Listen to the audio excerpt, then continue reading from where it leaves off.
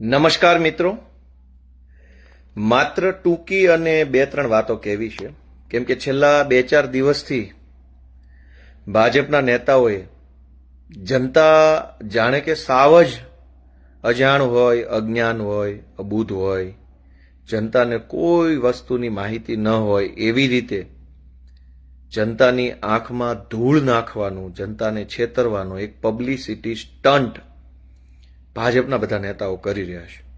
એટલે મારી વાત શરૂ કરું એ પહેલા મિત્રોને વિનંતી કે જો મારી વાત યોગ્ય હોય તો હજારો લોકો સુધી આ વાત પહોંચાડો. છેલ્લા 2-3 દિવસથી ભાજપના દેશભરના અને ગુજરાતના નેતાઓ છે એ તમાશો કરી રહ્યા છે, સ્ટન્ટ કરી રહ્યા છે, જાણે કે પોતે બહુ મહાન માણસો છે અને ગુજરાતની જનતા મહાન નથી. અલગ અલગ મંત્રીઓ અને ભાજપના અલગ અલગ નેતાઓ જાહેરાત કરે છે કે પેટ્રોલ અને ડીઝલ બચાવવા માટે પોતાના કોન્વોયમાં કાર ઘટાડી, કોઈએ સિક્યુરિટી કાર્ડ ઘટાડી, કોઈ ચાલીને વિધાનસભા ગયું, કોઈ સાયકલ લઈને ગયું, કોઈ બળદગાડામાં. આ બધા સ્ટન્ટ ચાલુ કર્યા છે. અને આજે એક નવો સ્ટન્ટ ગુજરાતની ભ્રષ્ટ જૂઠી પાર્ટી બીજેપીએ લીધો છે કે વર્ક ફ્રોમ હોમ, ઘરે બેઠા કામ. આ ઘરે બેઠા કામ કરશે કોણ અને કોનું કામ ઘરે બેઠા થશે? આ બહુ મોટો પ્રશ્ન છે. એટલે મારે પેટ્રોલ અને ડીઝલના નામે જે તમાશો આલી રહ્યો છે, દેશભરમાં ભાજપના નેતાઓ, ભાજપના લોકો જે રીતે મજાક બનાવી રહ્યા છે પેટ્રોલ ડીઝલના મુદ્દાની, સાયકલ લઈને કોઈ જાય. અરે ભાઈ, મુખ્યમંત્રીના કાફલામાં 15 કે 20 ફોર વ્હીલર હોય તો ભલે ને હોય, એમાં શું વાંધો છે? 20 હોય તો 25 કરો, 25 હોય તો 30 કરો, કઈ વાંધો નહીં. ગુજરાત રાજ્યના મુખ્યમંત્રી કે મંત્રી તમને જનતાએ બનાવ્યા છે તો જે કાંઈ જરૂરી સુવિધા હોય એ વાપરો, એની કોઈ ના નથી. 25 કાફલાની ગાડીઓ હોય તો 50 કરો, 50 હોય તો 60 કરો, એમાં 60 માંથી 30 કરો કે 20 કાફલામાં કાફલામાં 20 ગાડીઓ હોય એની તમે 15 કરી નાખો તો એનાથી જનતાનો ફાયદો નથી. પણ પેટ્રોલ અને ડીઝલ બચાવવું હોય તો આખા ગુજરાતની જનતા રોજ જાગીને હજારો લોકો કારણ વગરના બિનજરૂરી રીતે ખોટા સરકારી કચેરીઓના ધક્કા ખાવા પડે છે. અનેક લોકોએ પોતાનું 2 વ્હીલર કે 4 વ્હીલર લઈને કારણ વગરનું તાલુકા મથકે જવું પડે છે. મામલતદાર ઓફિસ, પ્રાંત ઓફિસ, વન વિભાગની ઓફિસ, પાણી પુરવઠાની ઓફિસ કે પોલીસ સ્ટેશન કે જીઈબીની ઓફિસે જવું પડે. શું કામ? કેમ કે સરકારી માણસો ધક્કા ખવડાવે છે. કાલે આવજો, પરમ દિવસે આવજો, આજે નહીં થાય, આ ઘટે છે, ઓલું ઘટે છે, પેલું ઘટે છે, અહીંયા સિક્કો નથી, અહીંયા સહી નથી. આમ કરીને ભાજપના રાજમાં તાલુકાની સરકારી ઓફિસોમાં બેઠેલા સાહેબો જો જનતાને ધક્કા ખવડાવતા બંધ થઈ જાય તો અબજો રૂપિયાનું ડીઝલ અને પેટ્રોલ 1 મહિનામાં બચે એમ છે. પણ ભાજપના નેતાઓને એવું નહીં આવડે.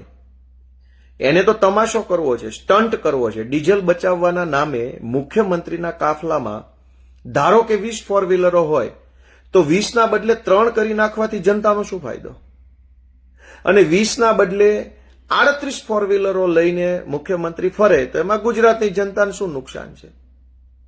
પેટ્રોલ ડીઝલ બચાવવું હોય તો હજારો લોકોએ સરકારી અધિકારીઓની દાદાગીરીના કારણે ગામડામાંથી તાલુકા સેન્ટર ઉપર જે ધક્કા ખાવા પડે છે, ધક્કા ઓછા થાય એવી કોઈ ટેકનોલોજી, વેબસાઇટ, એપ્લિકેશન, ઓનલાઈન સુવિધા, વોટ્સએપ સુવિધા, મિસકોલ સુવિધા કરો તો અબજો રૂપિયાનું ડીઝલ બચે એમ છે.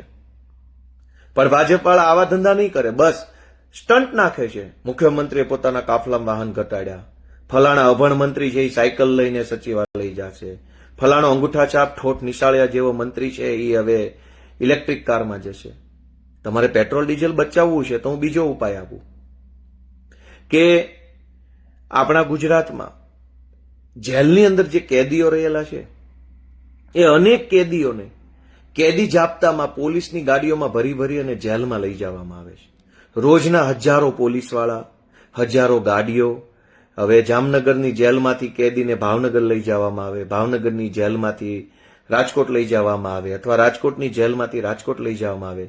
રોજના હજારો કેદીઓને સરકારી વાહનોમાં બેસાડીને કોર્ટ સુધી, અદાલત સુધી લઈ જવામાં આવે છે. તો 100% ડિજિટાઇઝેશન કરીને 100% હાજરી કોર્ટમાં વિડીયો કોન્ફરન્સ થ્રુ થાય એવું કેમ આયોજન નથી કરતા?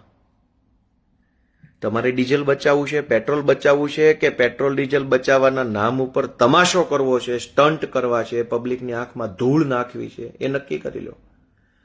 અને પેટ્રોલ ડીઝલ જ બચાવવું હોય તો હજારો લોકો ગુજરાતમાં અદાલતની તારીખો ભરે છે.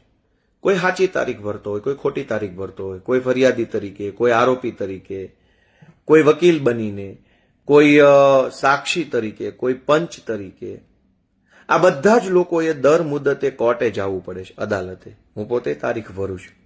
હવે તમે કોર્ટમાં જાઓ, હવે તમે તમારા ગામડેથી 2 વ્હીલ લઈને, 4 વ્હીલ લઈને, બસમાં બેસીને, ટ્રેનમાં જઈને તમે બીજા જિલ્લાની કે પોતાના જિલ્લાની અદાલતમાં તારીખ ભરવા જાઓ તો 1 મિનિટમાં જજ નવી તારીખ આપી દે.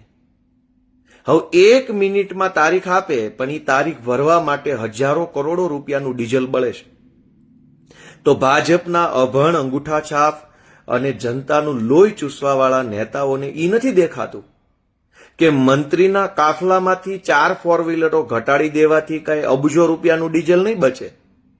ડીઝલ બચાવવું હોય તો જે લોકો તારીખો કોર્ટની ભરે છે, હજારો કરોડો લોકો, એ ઘરે બેઠા બેઠા પોતાના મોબાઈલથી વિડીયો કોન્ફરન્સથી અદાલતમાં પોતાની હાજરી ભરાવી શકે તો સમય પણ બચે, ડીઝલ પણ બચે, ટ્રાફિક પણ બચે, પર્યાવરણ પણ બચે, બધું જ બચે.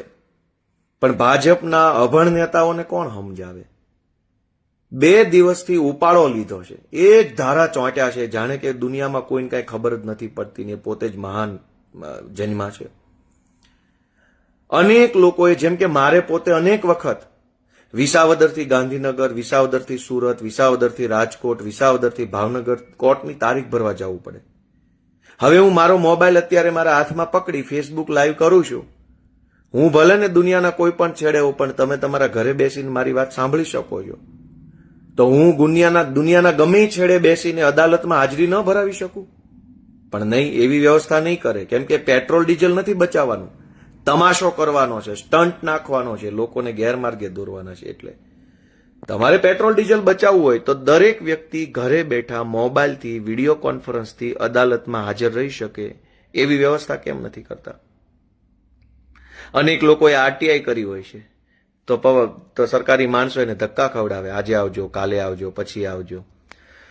હજારો લોકોએ સરકારી કચેરીએ જવું જ ન પડે, ઘરે બેઠા બેઠા મોબાઈલથી, ઓનલાઈન, વોટ્સએપથી, મેસેજથી, એપ્લિકેશનથી, વેબસાઇટથી બધા જ કામો જો થવા લાગે તો અબજો રૂપિયાનું માત્ર ડીઝલ ન બચે, સમય પણ બચે, પૈસા બચે, પર્યાવરણ બચે, બધું જ બચે એમ છે. પણ આ ભાજપના જે કાંઈ પણ નેતાઓ છે, જે ગુજરાતની જનતાને રોજ જાગીને છેતરી રહ્યા છે, એને જરાક વિનંતી કરજો, તમારા ગામમાં ભાજપનો કોઈ અંધભક્ત હોય તો એ અંધભક્તને કહેજો કે તમારે પેટ્રોલ ડીઝલ બચાવવું હોય તો કરોડો વાહનોને અંદર ફાયદો થાય એવું કરો. તમારી પોતાની 2-5 ગાડીઓમાંથી 4 ગાડીઓ ઓછી કરી નાખો, એનાથી કઈ અબજો લીટર પેટ્રોલ બચવાનું નથી. તમે તમારે વાપરો, મજાથી વાપરો, એની કોઈ ના નથી. પણ જનતાનું પેટ્રોલ ડીઝલ સમય અને પર્યાવરણ ન બગડે એના માટેનો કોઈ નિર્ણય લ્યો. હવે વર્ક ફ્રોમ હોમ. હવે વર્ક ફ્રોમ હોમ એટલે શું? તો કે અનેક સરકારી કર્મચારીઓ અથવા સરકારી અધિકારીઓ તો હવે બાના કાઢશે કે અમે ઘરે છીએ. જનતા પોતાના ગામડેથી 2 વ્હીલ લઈને, 2 વ્હીલમાં 300 રૂપિયાનું પેટ્રોલ નખાવીને કે 4 વ્હીલમાં 200 રૂપિયાનું ડીઝલ નખાવીને તાલુકા પ્લેસ ઉપર જાય, મામલતદાર ઓફિસ, તાલુકા વિકાસ અધિકારીને મળવા. હવે એમ કહેશે હું તો ઘરે છું, કેમ કે અમને સરકારે વર્ક ફ્રોમ હોમ કરવાનું કીધું છે. હવે સરકાર કઈ આપણને, પ્રાઇવેટ પબ્લિકને તો ઘરે બેઠા કામ કરો એવું નહીં કહી શકે. સરકાર તો પોતાના સરકારી માણસોને કહેશે કે વર્ક ફ્રોમ હોમ, ઘરે બેઠા કામ કરો. ભાઈ, ઘરે બેઠા જનતાનું કામ થાય તો અબજો રૂપિયાનું ડીઝલ બચે. પણ હવે તો સરકારી માણસો ઘરે વયા જશે અને પબ્લિક ધકે ચડી જશે, તો ડીઝલ બચશે કે ડીઝલનો વપરાશ વધશે? એટલે દોસ્તો, મારું એટલી જ વિનંતી છે કે આ અનેક જગ્યાએ છે સ્ટન્ટ જે કરે છે ભાજપના લોકો, એને જરાક તમે સમજાવો કે પેટ્રોલ ડીઝલ બચાવવું હોય તો બીજા 500 રસ્તાઓ છે. હજુ તો હું કહેવા બેસીશ તો ઘણું છે, પણ સમજવા માટે આટલી વાત કાફી છે કે કરોડો લોકો ટ્રાફિક જામમાં ફસાય છે. પેટ્રોલ ડીઝલ બચાવવું હોય જો ભાજપની સરકારે, તો રાજ્યના લગભગ રોડ રસ્તાના કામો છે ને એ 2-5 વર્ષ સુધી હાલે છે. ટાઈમ લિમિટમાં એક પણ રોડ રસ્તાનું કામ પૂરું નથી થતું. મને યાદ છે રાજકોટથી અમદાવાદનો હાઈવે, ભાવનગરથી અમદાવાદનો ધોલેરા હાઈવે, સૌરાષ્ટ્રથી સુરતને જોડતો વાસદ વટામણ તારાપુર હાઈવે, ઉત્તર ગુજરાતમાં મહેસાણાનો હાઈવે, અનેક હાઈવેનું કામ 5-10 વર્ષ સુધી ચાલે છે. એ 10 વર્ષ સુધી સરકારી કામ ચાલુ રહેવાના કારણે ટ્રાફિક જામ થાય. ટ્રાફિક જામના કારણે કરોડો રૂપિયાનું પેટ્રોલ ડીઝલ બગડે છે. ઈ ભાજપવાળાને નથી દેખાતું કે અહીંયા કરોડો રૂપિયાનું ડીઝલ બગડે છે? એક રોડ બનાવવામાં 5 વર્ષ લાગે તો ઈ રોડ ઉપર અનેક ડાયવર્ઝન કાઢ્યા હોય. ઈ ડાયવર્ઝનના કારણે ટ્રાફિક જામ થાય, ગાડીઓની સ્પીડ ધીમી પડી જાય અને ધીમી સ્પીડના કારણે કરોડો રૂપિયાનું ડીઝલ બગડે.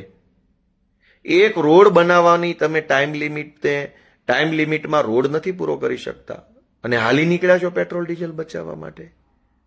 ભાજપના લોકોને તો શરમ નથી, નહીતર આમાં તો આબરૂ છે નહીં, નહીતર આમાં આબરૂ જાતા વાર ન લાગે. જો ભાજપની સરકાર સમયસર રોડ બનાવે, જે કાંઈ રોડ એને બનાવવો હોય, નાળા બનાવવા હોય, પુલ બનાવવા હોય, એ 5 વર્ષને બદલે ટાઈમ લિમિટની અંદર પૂરા કરે તો પણ પેટ્રોલ ડીઝલ બચે એમ છે.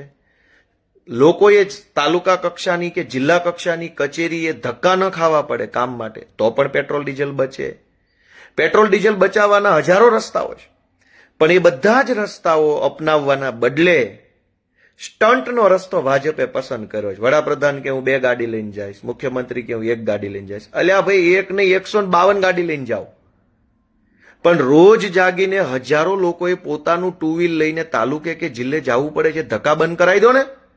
કોર્ટની મુદતો ભરવા જવું પડે છે 2 વ્હીલરો 4 વ્હીલરો લઈને ટેમ્પામાં બેસીને, એ બંધ કરાવી દો ને. રોડના અને બ્રિજના અને બધા સરકારી કામો વર્ષો સુધી ચાલે છે, એમાં જે ડીઝલ પેટ્રોલ બગડે છે એ બંધ કરાવો ને. એટલે ભગવાન ભાજપવાળાને સદબુદ્ધિ આપે એવી પ્રાર્થના સાથે બધાનો ખૂબ ખૂબ આભાર.